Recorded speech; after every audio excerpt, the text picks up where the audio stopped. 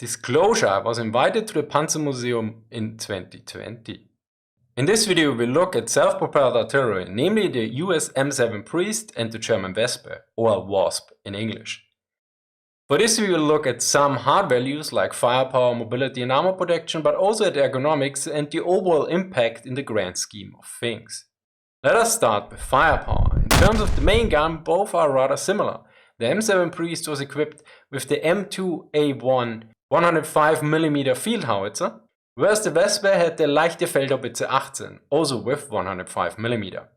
Yet in terms of payload, there's quite a difference. The leichte Feldhaubitze 18 had 1.38 kg or 3.01 pound payload for the high explosive shell, although that seemed very low. Another source noted 1.78 kilograms or 3.92 pounds, according to another source. Sadly, I could not get access to a primary source on this matter, so I'm not sure which one or anyone is correct here. Steven Zaloga provided me with a Russian intelligence report and it notes 1.4 kilograms. So the first number might be actually the correct one, whereas the US M2A1 howitzer had 2.2 kilograms or 4.84 pounds. That is 59 or 24% more, so in both cases quite substantial. The maximum range for a leichte Feldhaubitze was 10,675 meters, which is about 6.63 miles, whereas the M2A1 had about 11,160 meters, which is about 6.93 miles. Be aware that there were various methods to increase the range. These are the standard ranges according to my sources. Another major difference was the armor loadout. The Wespe had a maximum armor load of mere 30 to 32 rounds depending on the source. Meanwhile, the Priest could carry more than double that amount with 69 shells. So in this category, the Priest is clearly the winner. The stark difference in the ammo loadout is apparent, which requires some explanation, particularly since it is important for one of the key differences between these two vehicles, namely their foundations. So a basic comparison between the chassis. The Wespe was based on the Panzer II, which was a light pre-war tank. Meanwhile, the Priest was based originally on the M3 Lee, a medium wartime tank, although the major production series was based on the very similar M4 and M4A3 German chassis.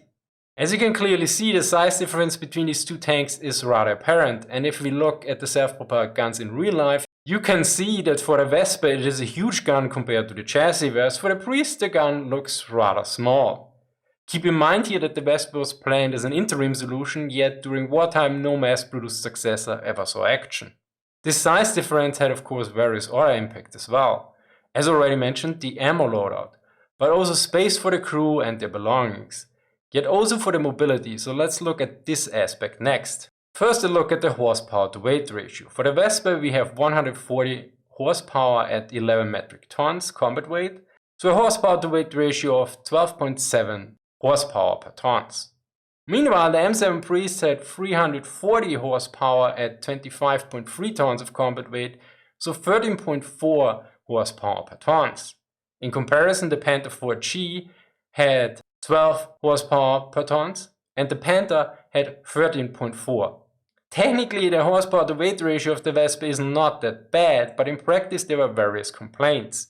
One important aspect here is also the rather large gun for a small chassis. This meant the Wespe was quite top heavy. An experience report particularly noted the following problem. The Wespe has proven to be an excellent weapon on the Eastern Front. However, it has been established that this model of the Selbstfahrlafetten, self-propelled gun, is not suitable for employment in the mountainous terrain in the south and middle of Italy. The troops want their old towed howitzers back.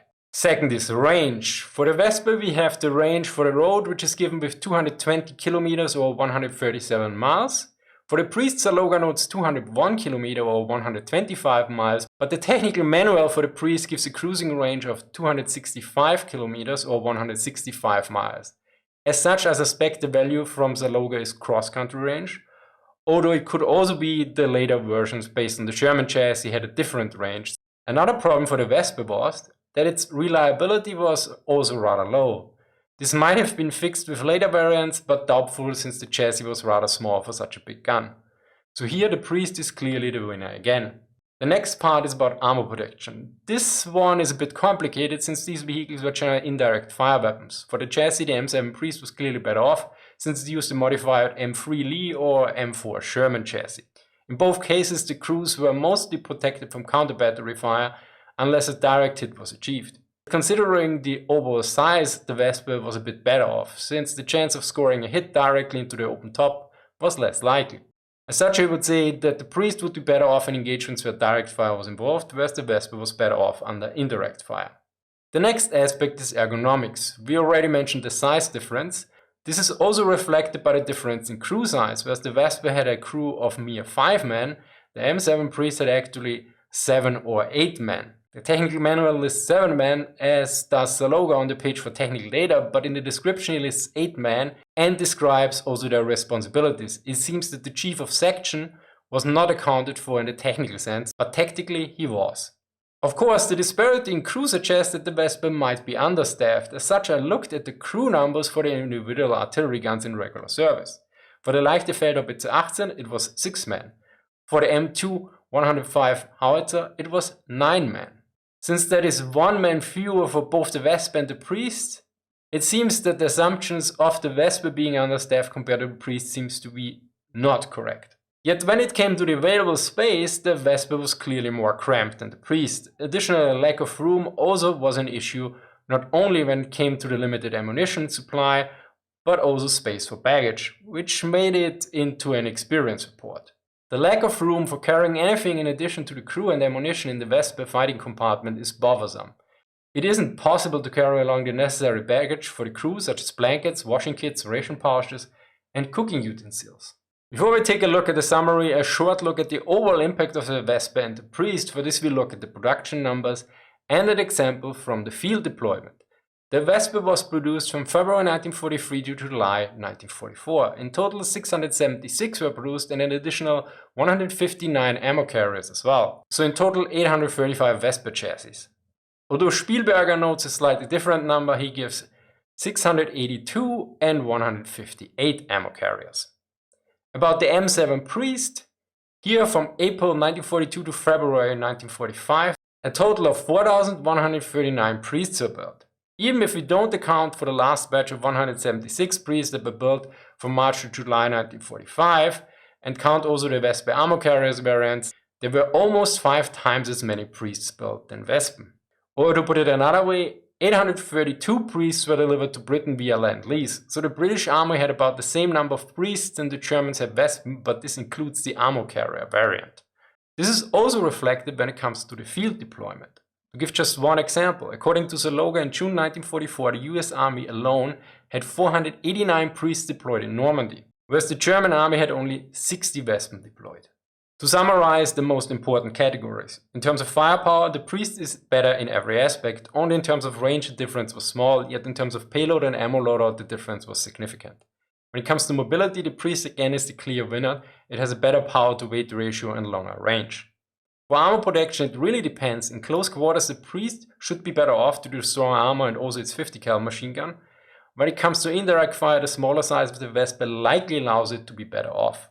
In terms of ergonomics, the Priest is better off to the small size of the Wespe. As such, in this case the Priest is clearly the winner, although that is not particularly surprising considering that the Wespe was an interim solution. If we go beyond the comparison of the tactical and technical data, I think it becomes even more interesting. In my opinion, the comparison between the Wespe and Priest is a good reflection on the disparity of the industrial might and available resources of the German Reich versus the United States of America. The Wespe was based on an absolute light tank chassis, whereas the Priest was based on a state-of-the-art medium tank chassis once it was switched to the M4. Additionally, the Wespe was produced in low numbers, meanwhile the Priest was produced in large numbers, and the British received a similar number of Lend-Lease Priests than the Germans produced Wespen. A big thank you here to the Panzer Museum Munster for inviting me, thank you for watching and see you next time.